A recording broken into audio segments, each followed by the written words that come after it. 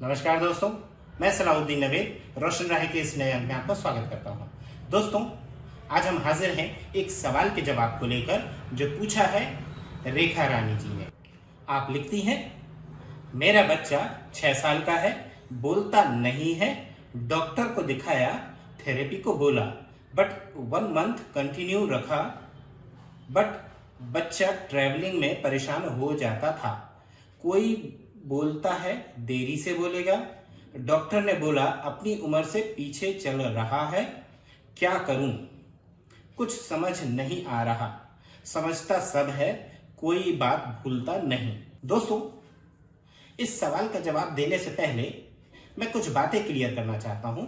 जैसा कि आप जानते हैं, हमारा इंटेलेक्चुअल डिसेबिलिटी का एक सीरीज चल रहा है और ये सवाल उसके लिए हमें समझने में बहुत आसान होगा कि इंटेलेक्चुअल डिसेबिलिटी मीन्स क्या हो सकता है।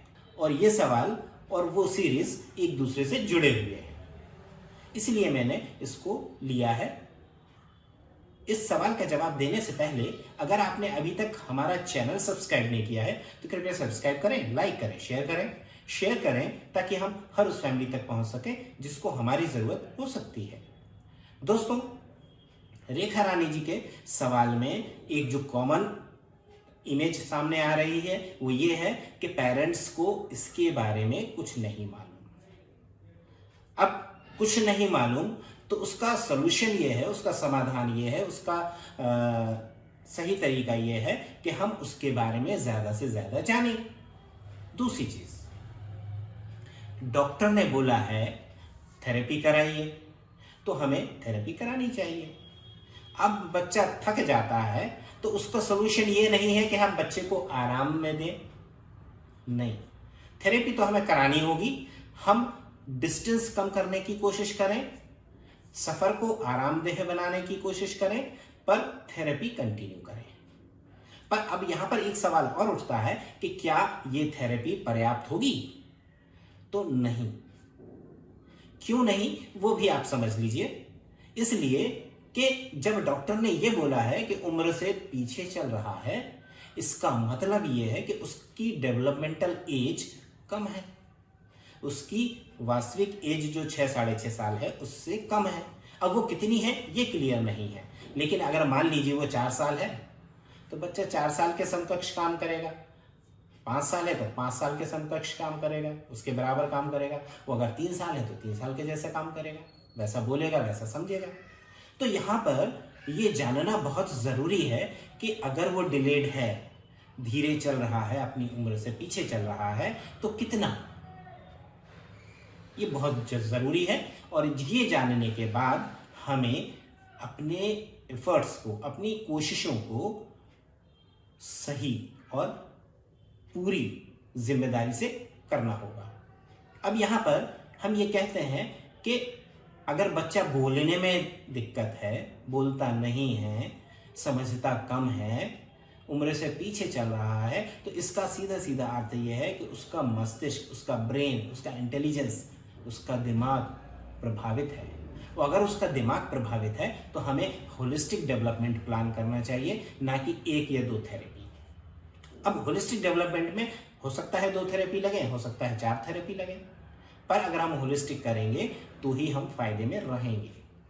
अब यहां पर होलिस्टिक डेवलपमेंट के लिए आप हमारे पुराने वीडियोस को देख के समझ सकते हैं, जिसमें हम psycho education therapy, parental training programme, speech therapy, occupational therapy और स्पेशल एजुकेशन को शामिल करते हैं।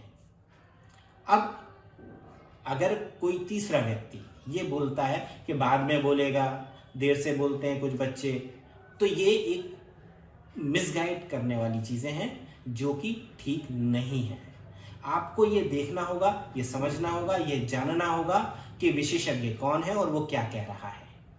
अगर कुछ बोल रहा है तो उसको ध्यान देने की जरूरत नहीं है, क्योंकि इस तरह की चीजें हमारे बच्चे के लिए नुकसानदेह हो सकती है। इसलिए किसी की बातों में ना आए। सबसे पहले आप एक डेवलपमेंटल पीडियाट्रिशियन या चाइल्ड साइकोलॉजिस्ट या क्लिनिकल साइकोलॉजिस्ट से बच्चे का असेसमेंट करवाइए, बच्चे की डेवलपमेंटल एज, इंटेलिजेंस क्वोशिएंट यानी कि उसका IQ, बुद्धि लब्धि पता करिए और फिर होलिस्टिक डेवलपमेंट प्लान करिए। अगर आप ये सारी चीज़ें कर लेते हैं तो आपकी समस्याएं कम होंगी, बच्चे का डेवलपमेंट फास्ट होगा, तेज होगा, अच्छा होगा। लेकिन अगर आप ये नहीं कर पाते हैं तो ये मान के चलिए कि आपके भविष्य में अभी प्रॉब्लम्स हो सकती हैं। यहाँ पे चेतावनी है, डरा नहीं रहा हूं, चेतावनी है कि अगर हमने सही वक्त पर सही कदम नहीं उठाए तो ये तय है कि हमें भविष्य में मुश्किलों का सामना करना पड़ेगा।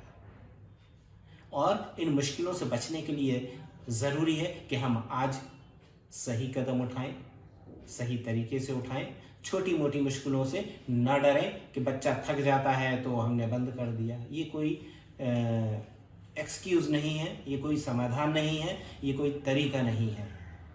हमारी प्रायोरिटी है कि बच्चे का डेवलपमेंट अच्छा हो, सही हो, तेज़ हो, और उसके लिए हमें कोई भी तकलीफ सहनी पड़े तो हम सहेंगे।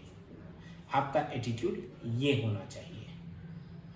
दोस्तों, रेखा रानी जी के सवाल के माध्यम से हमने इंटेलेक्चुअल डिसेबिलिटी और उसके लिए क्या क्या समाधान हो सकते हैं उनके बारे में बात की है। अभी तक बच्चे का प्रॉपर डायग्नोसिस नहीं हुआ है, ये एक बहुत ही चिंताजनक बात है। इसलिए ज़रूरी है कि हम प्रॉपर डायग्नोसिस करवाएं, उसके बाद सही स्टेप्स लें, प्रॉपर थेरेपीज लें, होलिस्टिक डेवलपमेंट प्लान करें, जहां भी हो, जैसे भी हो। उम्मीद है ये एपिसोड आपके काम आएगा। दोस्तों, अगर आपने अभी तक हमारा चैनल सब्सक्राइब नहीं किया है तो कृपया सब्सक्राइब करें, लाइक करें, शेयर करें ताकि हम हर उस फैमिली तक पहुंच सकें जिसको हमारी ज़रूरत हो सकती है। दोस्तों, आप देखते रहिए रोशन रहें, मुझे दीजिए इजाज़त। नमस्कार, जय हिंद।